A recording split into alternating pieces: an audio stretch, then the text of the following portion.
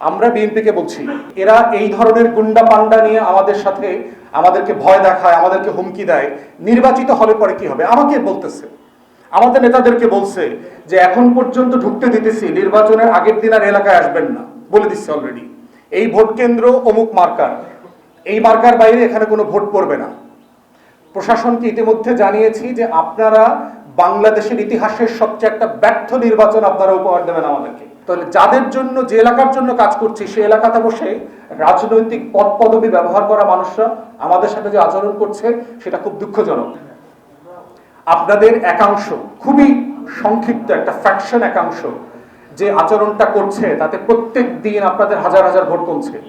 শুধু গতকালকের ঘটনায় সোশ্যাল মিডিয়াতে আপনারা যা দেখেছেন, বাংলাদেশে ন্যূনতম আপনার এই একদিনে 10 লাখ ভোট কমে গেছে সারা বাংলাদেশে। আমরা চাই কেউ না কেউ তো ব্যবসা করবে, কোনো না কোনো ঠিকাদার তো এখানে ইট বালু দেবে, সেটা রেগুলার প্রসেসে হোক, ব্যবসায়িক নিয়মে হোক, সরকারের আইন মেনে হোক। একটা কাজ মাঠে আসার আগেই যদি কোম্পানিগুলোকে অ্যাপ্রোচ করা হয়, তাদেরকে বলা হয় যে ইট আমার কাছ থেকে নিতে হবে, আমি আপনাকে 500 শ্রমিক সাপ্লাই দিব, এই এজেন্সিটা সাবকন্ট্রাক্টটা আমাকে দেবেন, এটা যে কোনো বিদেশি কোম্পানির জন্য মানে খুব পীড়াদায়ক। তাদের জন্য এটা, তারা নিরাপত্তা সংকটে ভোগেন। আমার উপরে একদম ভিডিও ফুটেজ দেখেছেন যে আমাকে রীতিমতো ঘুষি মারার চেষ্টা করা হয়েছে, যেটা আমার সহকর্মী এই মেরিন ইঞ্জিনিয়ার সুজন তালুকদার, আমাদের বরিশাল জেলা মহানগর কমিটির যুগ্ম আহ্বায়ক ইঞ্জিনিয়ার রাব্বি, তাদের গায়ে, সদস্য সচিব জেলা, ওনাদের গায়ে কিল ঘুষি লেগেছে, যেটা আমার গায়ে লাগতে পারত। তাহলে প্রশ্ন হচ্ছে যে কারোর নাম বলা হয় নাই, কোনো দলকে মেনশন করা হয় নাই। আমি রাষ্ট্রের পক্ষ থেকে একটা ডেভেলপমেন্ট, একটা উন্নয়নের কাজের সহযোগিতা চাইলাম এলাকাবাসীর কাছে, সেইটাকে কেন্দ্র করে যে হেনস্থা ক্রিয়েট করা হয়েছে। এবং এইটা শুধু আপনারা গতকালকে দৃশ্যমান দেখেছেন, আমি গত 2 মাস থেকে এটা রেগুলার বেসিসে অভিজ্ঞতা শিকার হচ্ছি। আমার নেতা কর্মীকে ক্যাম্পেইনে মারধর করতেছে, হাসপাতালে ভর্তি হইতেছে, থানায় যাচ্ছে, মামলা নিচ্ছে না। এক্স্যাক্টলি আমরা আওয়ামী লীগের আমলে যেগুলো দেখেছি। প্রশাসন ধরে নিয়েছে যে এটাই হচ্ছে রুলস অফ দ্য গেম, যে যখন আওয়ামী লীগ থাকবে তখন আমরা সবাই আওয়ামী লীগ হয়ে যাব, যখন বিএনপি আসবে অথবা থাকবে তখন আমরা বিএনপি হয়ে যাব। একটা রাষ্ট্র তো এইভাবে হতে পারে না। তাহলে যাদের জন্য, যে এলাকার জন্য কাজ করছি, সেই এলাকাতে বসে রাজনৈতিক পদ পদবি ব্যবহার করা মানুষরা আমাদের সাথে যে আচরণ করছে সেটা খুব দুঃখজনক। আমরা বিএনপিকে বলছি, আপনাদের একাংশ, খুবই সংক্ষিপ্ত একটা ফ্র্যাকশন একাংশ যে আচরণটা করছে, তাতে প্রত্যেক দিন আপনাদের হাজার হাজার ভোট কমছে। শুধু গতকালকের ঘটনায় সোশ্যাল মিডিয়াতে আপনারা যা দেখেছেন, বাংলাদেশে ন্যূনতম আপনার এই একদিনে 10 লাখ ভোট কমে গেছে সারা বাংলাদেশে। এবং আপনারা যদি আপনাদের এই অভদ্র একাংশ, খুবই ছোট অল্পকাটা মানুষকে নিয়ন্ত্রণ করতে না পারেন, তাহলে কিন্তু আগামী নির্বাচনে আপনারা চ্যালেঞ্জের মুখোমুখি পড়বেন। কারণ এই ক্রিমিনালদেরকে নিয়ে কিন্তু আপনাদের ভোট চাইতে যাইতে হবে, যারা এলাকাতে নৌন, সন্ত্রাসী, খুনি, মাদক ব্যবসায়ী, চাঁদাবাজ এবং গুন্ডা।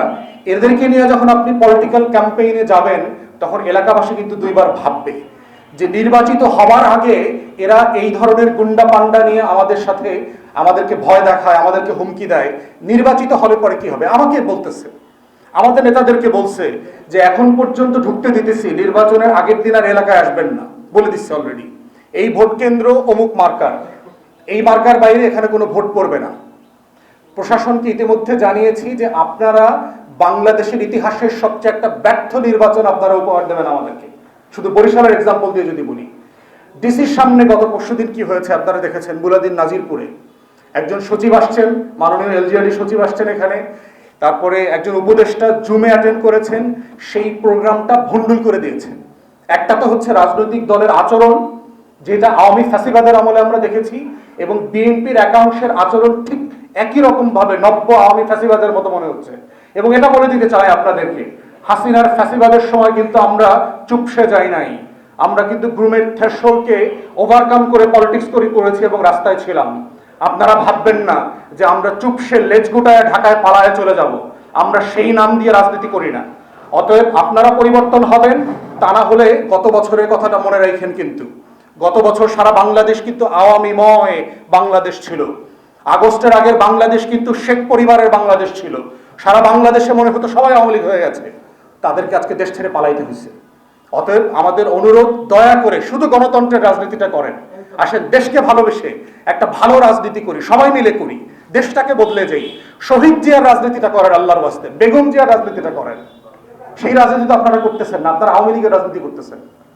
অতএব বিএনপিকে বলছি, আপনারা তদন্ত করবেন, ভিডিও ফুটেজ আছে, বাইরের পিছনে কারা কারা উস্কানি দিচ্ছে আমরা সবাইকে চিনি, সবার নাম জানি, তাদেরকে বের করে দলীয় শৃঙ্খলার মধ্যে আনবেন।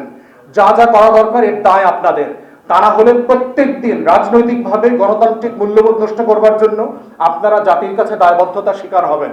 এবং এক মাঘে কিন্তু শীত যাবে না। আজকে আমার দল ছোট, আজকে হয়তো আপনি মনে করছেন আমার হাজার হাজার লোক ওয়ার্ডে ইউনিয়নে নাই, আপনারাও কিন্তু ছোট দল ছিলেন। আপনারা বড় দল হয়েও কিন্তু গত 16 বছর আওয়ামী লীগের ফালাইতে পারেন নাই, ওগুলো কিন্তু আমরা জানি। অতএব এই সকল রাজনৈতিক বাস্তবতা মেনে নিয়ে আপনারা একটা স্বচ্ছ রাজনীতি করবেন। আপনারা বড় দল, আপনারা ক্ষমতায় যাবেন, ছোট দল এবং অন্যান্য প্রার্থীর নিরাপত্তা দেওয়ার দায়িত্ব আপনাদের, শুধু প্রশাসনের না, আপনাদেরও।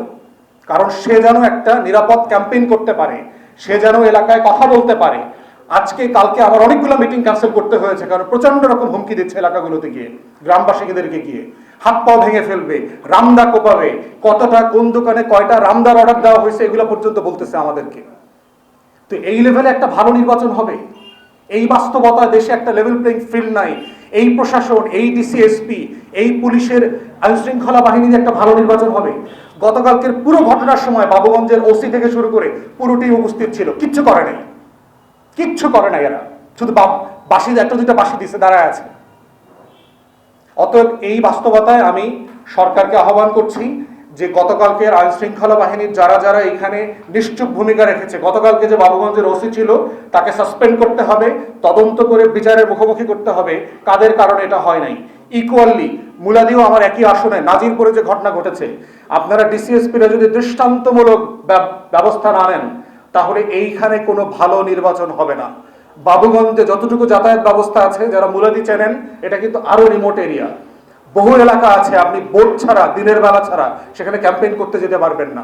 3টা জেলার মিলনস্থল আছে সেখানে, ক্রাইম জোন আছে সেখানে, ওখান থেকে আপনি, ওখানে বোমা ফ্যাক্টরি আছে, শত শত বছর ধরে ওই এলাকার মানুষ বোমা বানায়। এই অঞ্চল থেকে আপনি ভালো নির্বাচন উঠায় নিয়ে আসবেন? বোকার স্বর্গে বাস করছি আমরা এই দাবিগুলো। এবং শুধু তাই না, গতকালকের ঘটনার আগে বরিশালের প্রশাসনের প্রত্যেককে আমি জানিয়েছি আজকে এরকম একটা ঘটনা ঘটার সম্ভাবনা আছে, যেহেতু এর আগের দিন মুলাদিতে এটা ঘটেছে, আপনারা সতর্ক থাকেন এবং ব্যবস্থা নেন। ওনারা কোনো ব্যবস্থা নেন নাই। এই জন্য আমাদের বক্তব্য খুব পরিষ্কার, সিম্পলি বিএনপি এবং প্রশাসনকে বলছি, নির্বাচনের পরিবেশ তৈরি করবার জন্য যার যেখানে যতটুকু অবদান রাখবার সুযোগ আছে, দায়িত্ব আছে, দয়া করে সেই দায়িত্ব পালন করবেন। জনাব তারেক রহমান, আপনি বারবার ওয়াদা দিয়েছেন, বারবার বলেছেন 31 দফার যে সংস্কার প্রস্তাব, তার উপরে আপনি বাংলাদেশ ঢেলে সাজাবেন। সেই ঢেলে সাজানোর আগে আমরা দেখতে চাই আপনি আপনার দলকে ঢেলে সাজাচ্ছেন। দলের ভিতরে ক্রিমিনাল এলিমেন্ট রেখে আপনি যে বাংলাদেশটা করতে চান, শহীদ জিয়ার বাংলাদেশ, সেটা আপনি করতে পারবেন না। বেগম জিয়ার সেই বাংলাদেশটা করতে পারবেন না। অতএব আমরা বারবার বলছি এবং খুবই হতাশ হচ্ছি, রিসেন্টলি যাদেরকে বহিষ্কার করা হয়েছিল, যাদের পদ স্থগিত করা হয়েছিল, তাদেরকে পদ ফেরত দেওয়া হচ্ছে, তাদের বহিষ্কারাদেশ উচ্চ করা হচ্ছে, এবং তারা নৌন গুন্ডা যার যার এলাকাগুলোতে সারা দেশে। এইটা নির্বাচনের আগে কোনো ভালো লক্ষণ না, এইটা 31 দফার সংস্কারের ভাষা না। অতএব আমরা আহ্বান করছি সকল রাজনৈতিক দলকে, দয়া করে আসেন আমরা গণ অভ্যুত্থানের পরের একটা সত্যিকারের বাংলাদেশ গড়ি, একটা গণতান্ত্রিক বাংলাদেশ গড়ি। আপনার রাষ্ট্র সংস্কার আন্দোলন ও এনসিপি আমরা মিলে একটা রাজনৈতিক জোট করেছি।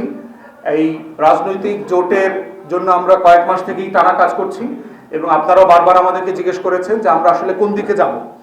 তো ভোটের জন্য ডিফারেন্ট সমঝোতা হতে পারে, এটা পিওরলি হচ্ছে আমাদের রাজনৈতিক সংলাপ এবং রাজনৈতিক সমঝোতা, যার ভিত্তিতে আমরা জুলাই সনদ হচ্ছে এটা সেন্টার, এটাকে কেন্দ্র করে আমরা আগামী দিনের বাংলাদেশ গড়তে চাই।